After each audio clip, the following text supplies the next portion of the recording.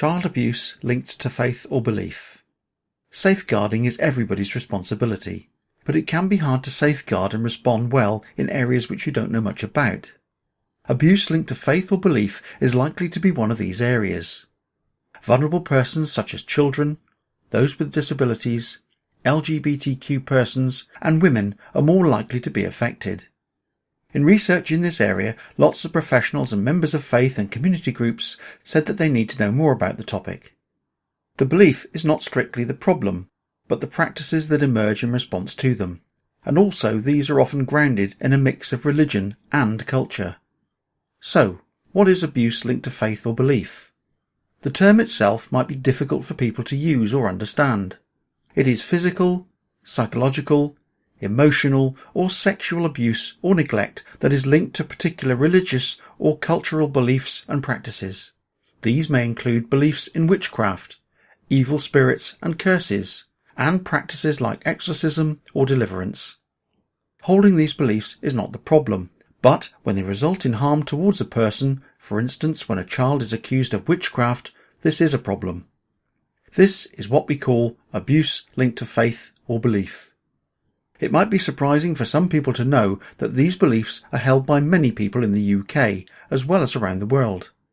It is important to understand that these beliefs are not related to one religion or community. They can exist across religions and also in closed and independent communities. Of course, there are many religious people who do not believe in witchcraft or evil spirits, just as there are many non-religious people who do believe in spirits and witchcraft.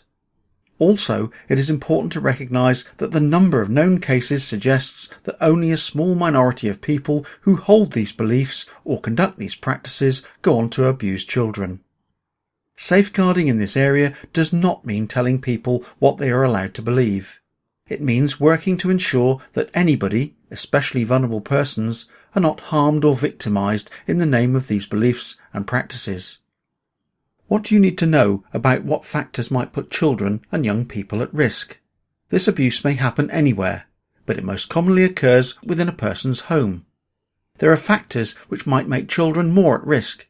These include physical and learning disabilities, children living away from home, children living with a step-parent, with one of the natural parents absent or dead, children whose parents have been branded as witches, children who are seen as naughty or have challenging behaviour, which may be linked to ADHD, children who are recognised as especially intelligent, children born with congenital conditions, children who are living within complex family structures, children who are LGBT+, children who have been outed as LGBT+, or children in the process of exploring their LGBT+ identity.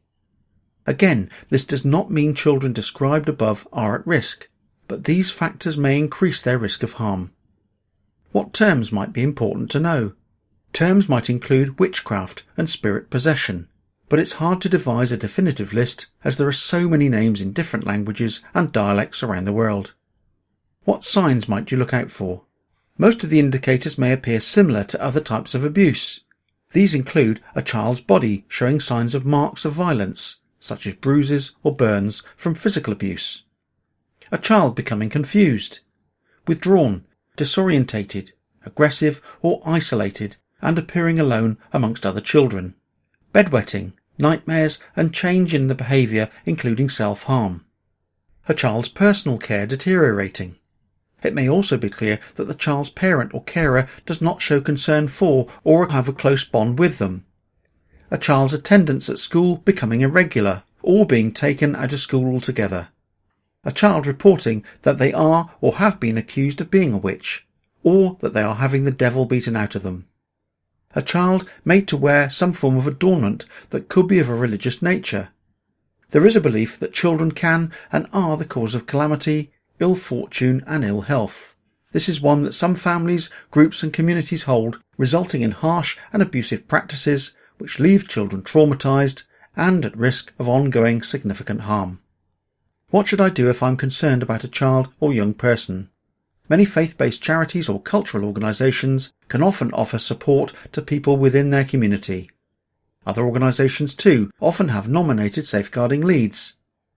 The named person or another should direct all concerns through the local authority, children's or adult social care. They, in turn, will hold strategy discussions with police and health and share with any agencies once forward investigation plans have been devised.